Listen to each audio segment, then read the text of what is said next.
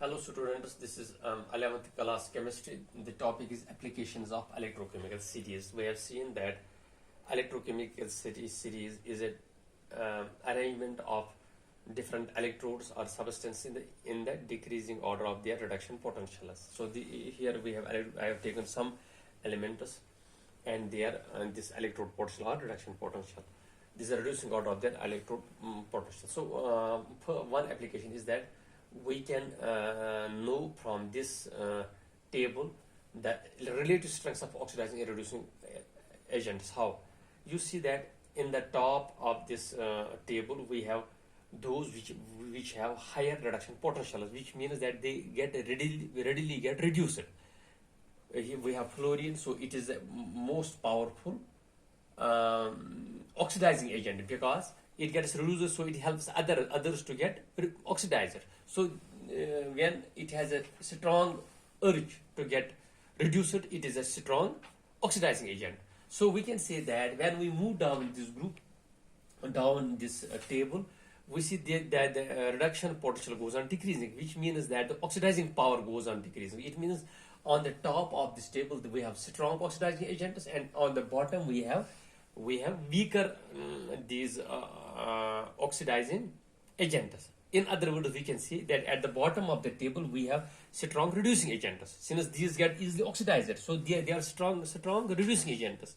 And at the top we have strong oxidizing agents. If we want to compare any two substances in this table, we can easily say which is a strong oxidizing agent and which other two is a strong oxidizing agent and which other two is a strong reducing agent. For example, if we take here silver and copper, here we have silver and copper.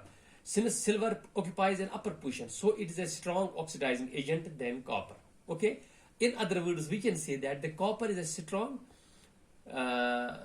strong reducing agent than silver. So any one of the metals which occupies higher position is a strong oxidizing agent, and which occupies lower position downwards is a strong reducing agent. Okay, so it helps us to compare the oxidizing and reducing power of different oxidizing and reducing agents. Okay, so second is comparison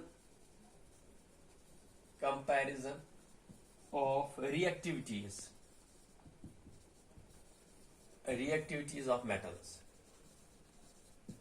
This electrochemical series is also called a reactivity series. Why?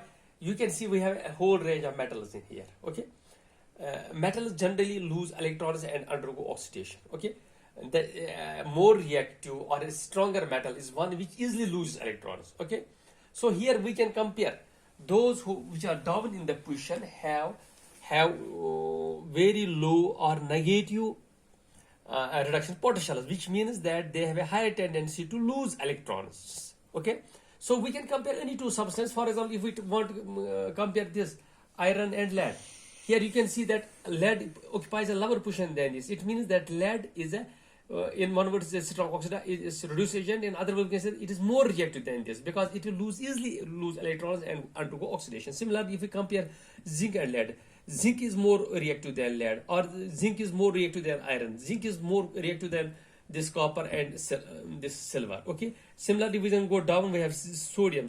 We have below sodium. We have lithium. It means the lithium is the most reactive of all these metals in this series. So the position of these metals which are down in this series are reactive, and which are higher in this series are less reactive. Okay, so this tells us the reactivities of, we can easily compare the reactivity of different metals. So we have third application is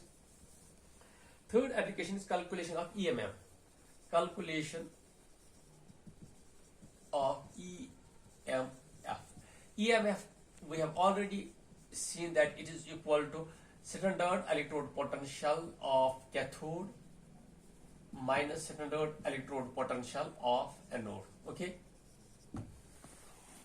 what is this electrode potential? Here in this case it is reduction potential. Okay, so EMF of a cell, for example, we have a cell in which we have, for example, copper. Okay, we have copper and we have zinc. Okay, let us take these two into. We have one electrode on one side we have copper in copper sulfate solution and zinc in zinc sulfate solution. First we have to determine which is cathode and which is anode. Here we can say that since zinc occupies a lower position, so zinc will undergo reduction, oxidation. Zinc will undergo oxidation. So this is oxidation half cell and it is anode. Okay. Then we have copper will be then automatically it will be cathode. Okay. Now EMF is equal to cathode and value is given here. It is here 0.36 minus. Okay. Zinc का क्या है? It is minus 0.76. It is 0.36 plus 0 minus plus 76. It is 612. This is 1.12 is the EMF of electromotive force of this cell or the total electrode potential of this cell. Okay. So this is the electrochemical series is the helps us to find the EMF of a cell. We can take another example. For example, if we have sodium, for example, we have sodium is one. Okay. Another is let us say silver and sodium we have. Okay.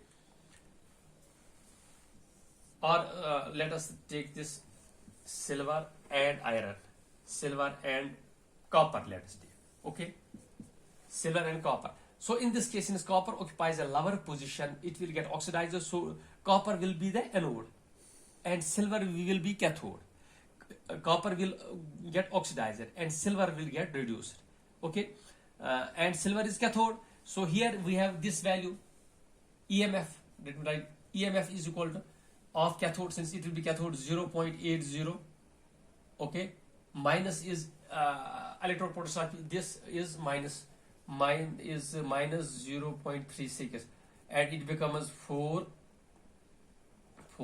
This is 0.44. So EMF of this cell will be 0.44. So we can easily, without any experimenting, when we have this this before us, we can easily calculate the EMF of the cell. First, what we have to do, we have to first choose which is the cathode and which is the anode.